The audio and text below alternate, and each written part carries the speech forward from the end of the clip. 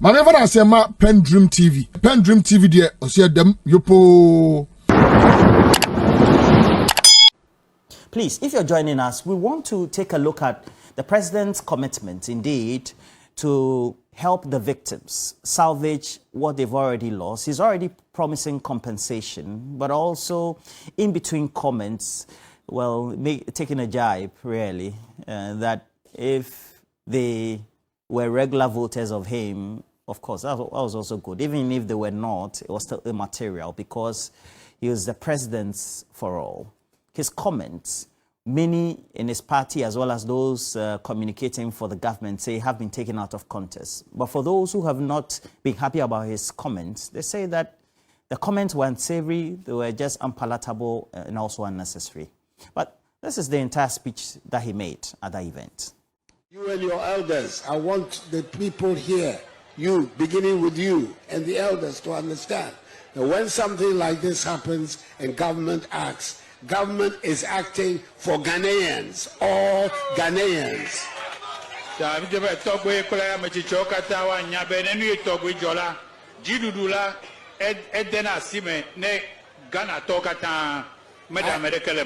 I came here because Ghanaians are having difficulties and are suffering. And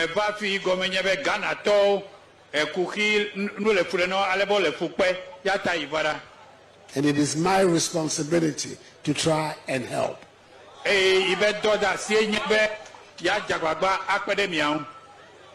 Because if it's a question of counting who votes for me and who doesn't vote for me, I shouldn't be here, because you don't vote for me.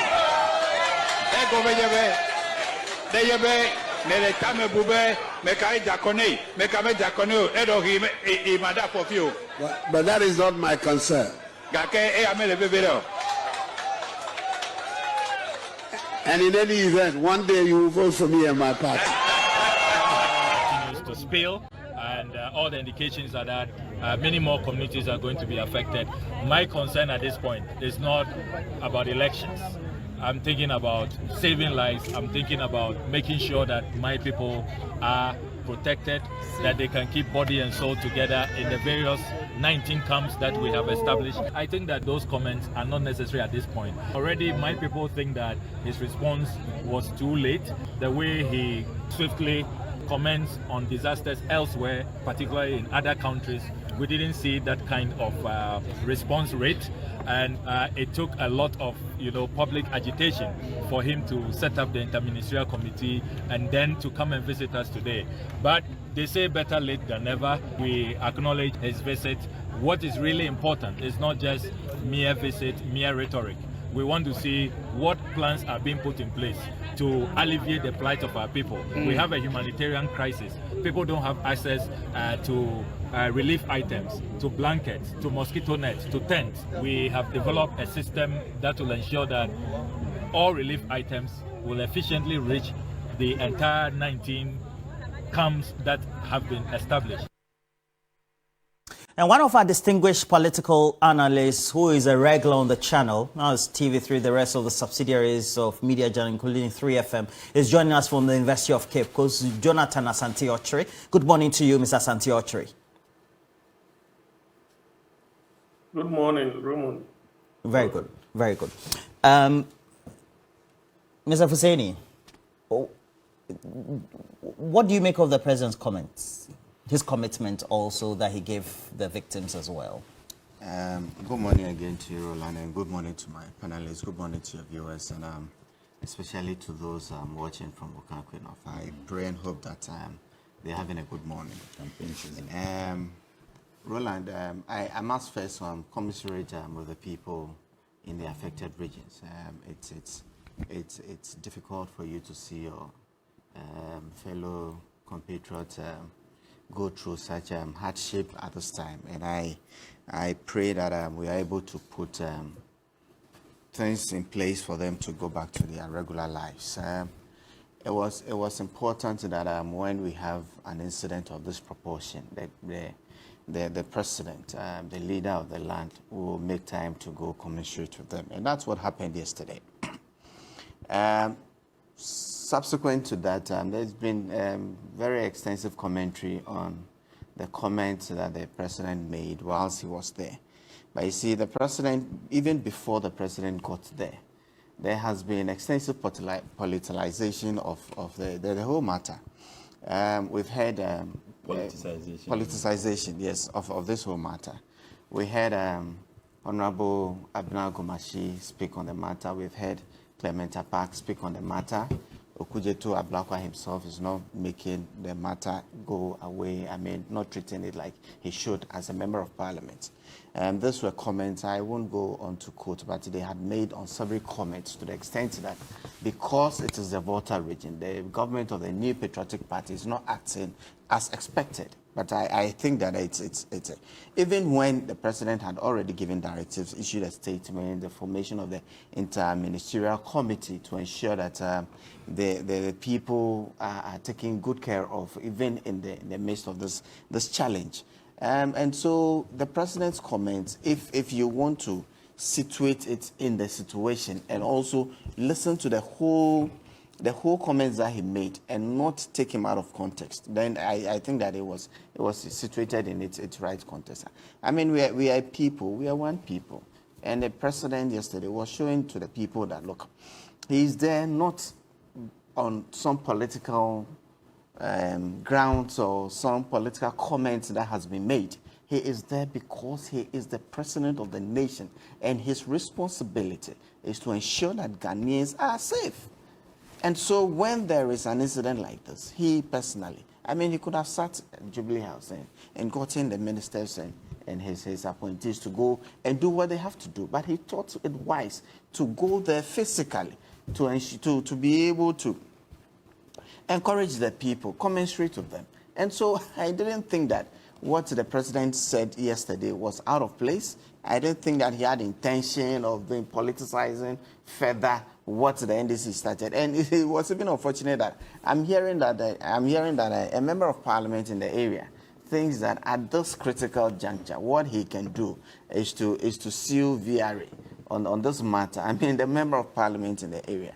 All because he thinks that there is some extent of politics or the government is not acting as it should. But you see, this whole thing, I sit back and I look at this. I am gathering that the last time there was actual spillage in the area was in about 2010, and it wasn't to this extent. But obviously, this year, the metro people have told us the extent of rain and all of that. Yesterday, I was watching a program on another platform when I heard an engineer from University of Ghana speak. I mean, people are professing all sort of solutions to these things, what we could do to forestall some of these things. And I'm sitting there as a layman, and I'm thinking that, hey, even in all of this, we have not even mentioned the Bagri Dam. Come in a matter of weeks or months, if the Burkina Faso also have this similar issue of the Bagri Dam also overflowing, that has been an annual affair. The people up north, what is going to happen to them? Are we prepared enough? Not more, the military, what are we doing? I think that we should be prepared for such eventualities. But given what the president did, I think it was in place. I think the president's comments were fair. And sometimes, you see, we also don't have to take ourselves. I mean, yes, it's a very unfortunate situation. Mr. Fuseni, don't you think when the president speaks, each time he makes these very controversial statements, and we have party analysts, communicators, and leading members of the party, like you, a very distinguished former member of parliament, respectable former banker, come now to explain what the president said in English. Don't you think it is problematic? You may term it controversial, but I would not. I would not, actually, because I listened to him speak. And if you listen to the whole context, he had put a context that it is his responsibility to do it. And he's doing it as the president of the Republic of Ghana and not as a member of the New Patriotic Party, because he went on to even remind the people, inform them that when he took the oath as the president of the Republic. And you see, before he got there, like I mentioned earlier, there had been attempts to politicize this whole thing in saying that he has not been there because of certain other issues. So it was important that given the platform, he debunks all those assertions and makes it strong that, look, I am the president of Ghana and I am here because Ghanaians are going through torrid times and I have to be here commensurate to them and put in place measures to forestall their suffering or hardships. And that's what he intended to convey to Ghanaians. And there's nothing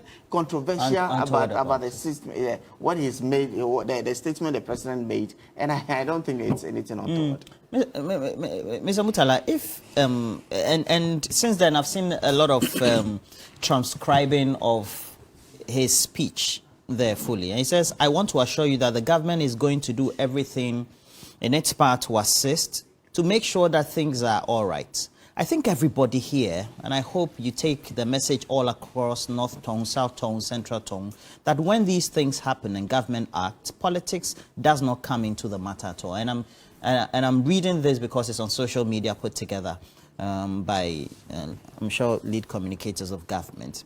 When I took the oath of office as president, I took the oath as president for every single individual. Now, where the controversy then is about they don't vote for him, because if it is the question of counting who votes for me and who doesn't vote for me, then I shouldn't be here because you don't vote for me. But that is not my concern. And in any event, one day you will vote for me and my party. That's how you concluded it. Is it an unnecessary comment, unsavory, or it was a comment that has so far been taken out of context? Good morning, Roland. Good morning. Good morning to my two brothers, and good morning to the... Please speak loudly for me, Mr. Murtala. Good morning to the Mosi boy. Your two brothers. Yes, you're all my brothers. In There are fact, three on the set. I say good morning, Roland. In fact, good morning, my brother Mona. Good morning, my slave. Moses are slaves too. There's also Dr. And good Asante. morning, yeah, dog. Moses are slaves to the Gombes, and he knows that when they want to cook yam, Moses, they don't peel it. They'll just take the yam with the sun and put in water to boil. You see how And the general is watching you with they eat amazement. yam with kose. Oh, he knows. He knows how you guys live. But Roland, He's a wild man, Roland, so he's watching you. and good morning to the good people of Tamale, particularly Tamale Central. No amount of perfume, in fact, oud perfume in Arabia, can be used to wash this president on this reckless, irresponsible, insensitive statement he has made. This isn't the first time the president talks about politics and who vote for him or not in the Volta region. This is not the first time. He has been consistent in attaching politics to issues like that. In the first place, the incident happened not today. The incident happened not today. Do you know when the incident happened? It took government almost a week to respond to the issue, even to make a statement. At the time when this thing happened, our president found comfort to poke his nose into Israel-Palestine war and declaring on behalf of the people of this country that we stand with Israel. We don't stand with Israel. You alone or whoever supports you stands with Israel.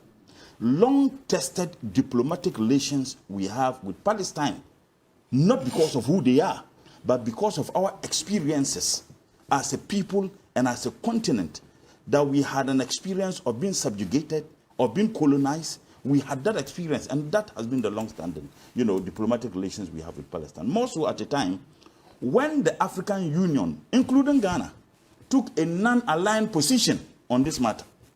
Our Ghanaian rep, and I guess it would have been the Minister for Foreign Affairs, supported the position that the continent of Africa should take a non-aligned position. You had a president who went, I think anytime he sees Oyibo, he says anything he wants to say. He went and made that very reckless statement. And at that time, even bringing, let me finish, please. At that time, even bringing Ukraine-Russia conflict. Remember, he made that statement and it created a lot of problems with Ghana. I am scandalized that this is a minister for foreign affairs, who had been a minister for foreign affairs before. Murtala. Please, I am scandalized that he had been a foreigner. Please, you don't determine. Are you the host? Are you relating the president? I am relating this in the context that at the time when lives were being lost, livelihood of people were destroyed, he didn't see the need to make a single comment or even tweet. Remember, This president tweets on every issue. When Floyd was killed in America, he tweeted. And we even organized a funeral service, yes. George Floyd, and spent money. When we had problems At in Du Bois France, Center. he tweeted and he made statement and contributed. Yet any time your citizens perish, unfortunately, he doesn't see the need to make comment. It took President Mohammed to visit the place, commensurate with the people. Yet at that time, not a single official statement was made. And when he even went there, instead of him talking about empathizing with the people, he brought in politics. If it had to do with voting, I wouldn't be here. Whether the people there vote for you or not, you will be there because your comfort is ensured by their taxes. The people in that region are also Ghanaians. And this is not the first time this president has made such reckless and irresponsible statement on the matter of sufferings of the people with regards to politics. This is not the first time. Which one so again? There was another incident during the campaign. He made those statements, the things he did in Volta region, yet the people in Volta region do not vote for him. Why? When President Mahama, the massive infrastructure development in Ashanti, including your own hometown, when President Mahama was doing those things, did he ever go there to tell them that if it had to do with voting, I wouldn't be providing those things? He said if he had painted their streets with gold, they would still not vote for them. But he didn't say, I'm providing these things, I'm providing it, even if you are not voting, I wouldn't have provided that. Let's get the distinction. So anytime the president speaks, someone must come to explain. Someone must come to explain. I think that it was needless, it was unnecessary, it was reckless, very irresponsible statement coming from no less a person than the President of the Republic of Ghana. Look, let's call a spade and not a big spoon. So this attempt to tell us that this was what the president meant, why? The man has tremendous experience. He's over 70 years. He had been in politics for a very long time. So he knew what he was saying. So it doesn't take you or any other person to explain to us what the president's real intentions were. His real intention was that he was trying to do politics to tell the people that I am doing you a favor. Even though you don't vote for me, my being here is a favor. It's not a favor. It was not a privilege. It's a right that every president, when people are suffering in the manner that they are suffering, you ought to be there. Look, any time at all, in many countries, that you have such disasters, and the president of those countries refuse to respond quickly, it becomes a political issue. We saw what happened in the tsunami in America. In fact, Australia had similar incident, and many other countries. Presidents are elected to do some of the things that I expected them to do. More so, when there is an unfortunate incident that afflicts or affects your people, you need to show some attention. It took this very reckless government more than almost a week to respond to that statement. So if President Mahama didn't visit there, this president wouldn't have visited there. And my brother is telling us that he could have decided to sit at the Flagstaff House and ask his ministers to go. As if going there and giving attention to the issue is a privilege that the president has. As if it is a favor that the president and this government is doing the people in that region and in that area. It is not a favor. And let me also make this point. The Interministerial Committee. Yes. Do you know strangely, the Minister for Health is not among them. I've noticed that. Ridiculous. Even the Minister for Gender and Children. Children are greatly affected. Ridiculous. Child Rights International is advocating. When there are reports that a lot of toilet facilities have exploded as a result of this. Okay? Mortuaries. And that there's the possibility of outbreak of a huge disaster. The Minister for Health is not in that committee. I mean, frankly speaking, the incompetence of this government is beyond incompetence. It's a moribund. And to be very honest with you, sometimes I find it extremely difficult whether we can sustain some of this crass, gross incompetence of this government that has been demonstrated, that we can sustain this for another a year. I can imagine the agonizing conditions under which the people of this country are, that we need to live up to this. Yet they have another vice president who wants to be a president and is coming to continue that crass and gross incompetence. I think that this statement ought to be condemned, and I want to see civil society organizations and the doyens of democracy in this country, they should condemn that statement. Because if President Mahama had made this statement, I am telling you, they would have condemned it. But all of them have developed caca. To the extent that caca, you know when you have caca. Who has developed caca? Those civil society, look, the Ghana Bar Association. If President Mahama had made this statement, they would have condemned it. I can bet my last penny they won't say anything on this. They have developed kaka. Oh yes, kaka. You know when you develop kaka, even talking is sangpang. That's how the Gumbes call it. You call it sangpang. Sangpang. Sangpang. So.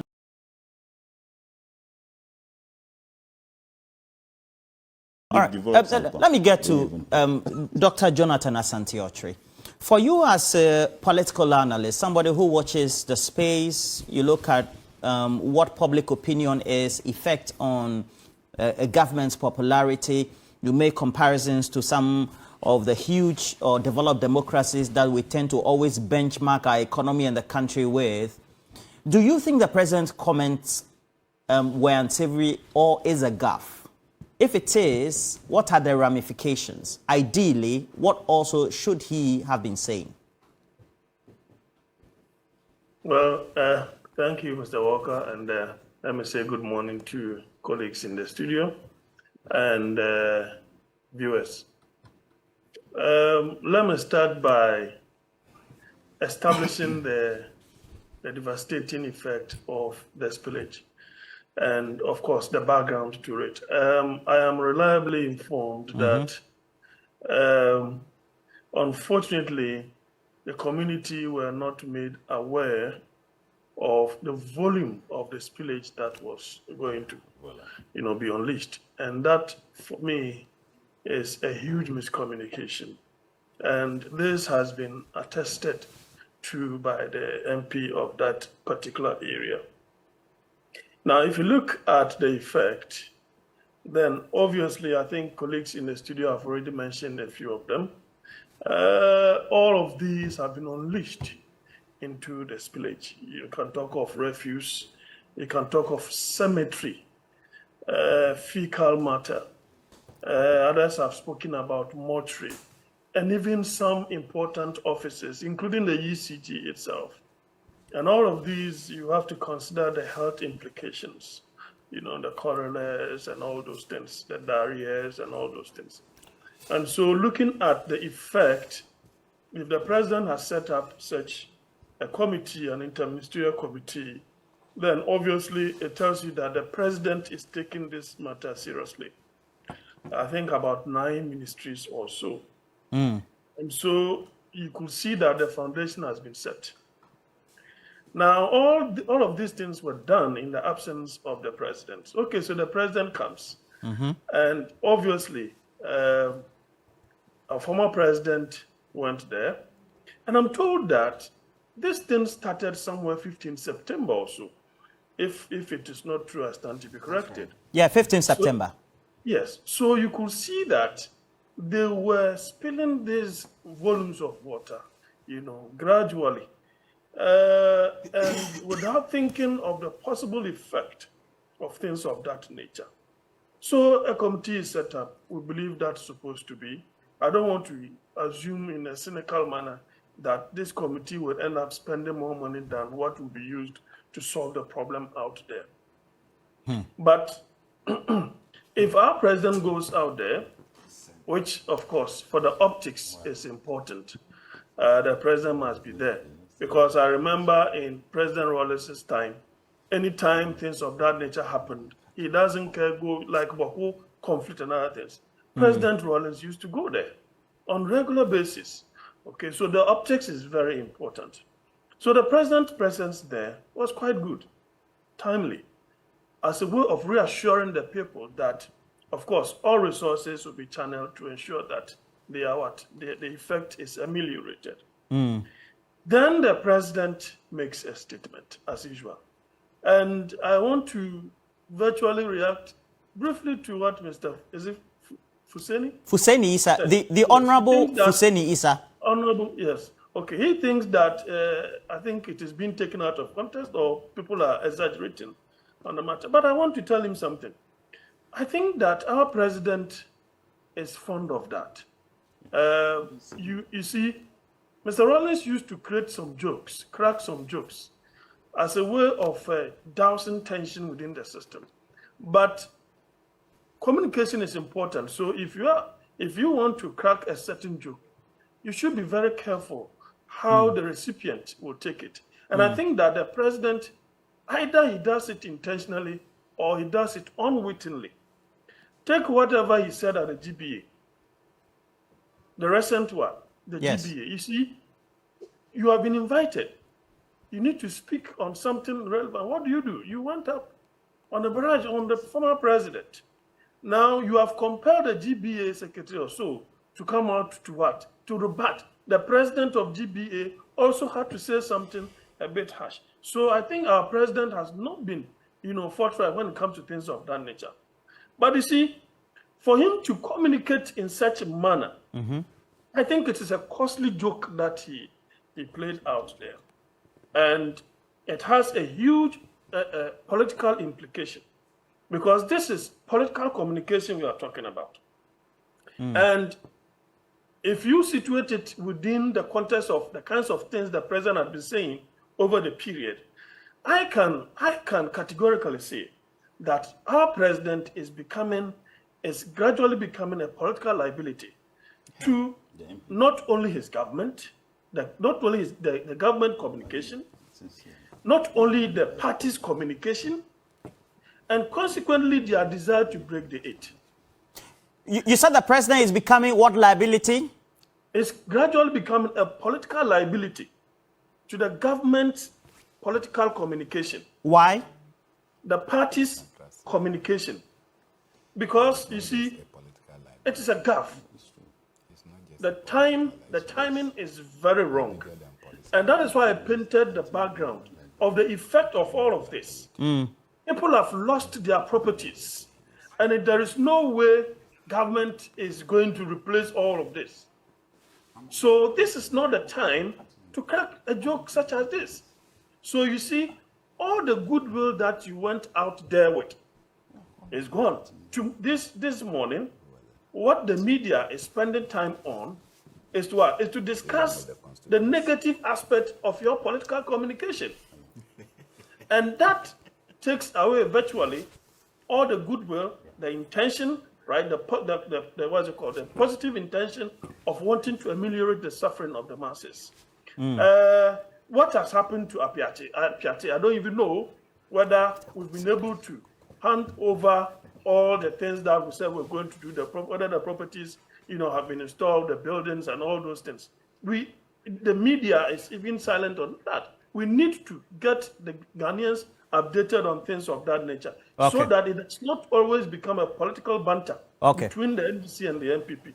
As of now, people are really suffering, and I think that it was unwholesome on the part of the president to play such a huge joke that has a political implication, negative political implication on the party itself in government, the party itself, the entire communication, because you're talking of serial callers and other things. Now they, as you rightly pointed out, they are being called upon on a regular basis to come and justify or to contextualize what the president might have said as a way of what? Dousing the effect of the political effect of such. Well, Mr. Fuseni here is not a serial caller. He's a distinguished former member of parliament, also a former banker as well. I'm not saying that. I'm saying that that political communication, miscommunication, has created a situation where everybody is called upon to come and justify and contextualize it. I thought you were referring to Mr. Fuseni. That's why I just wanted to correct that. I have this one from Senyu Chaglu, says that the president's comment, that's Akufo-Addo's comments, were reckless and irresponsible comments and ought to be condemned.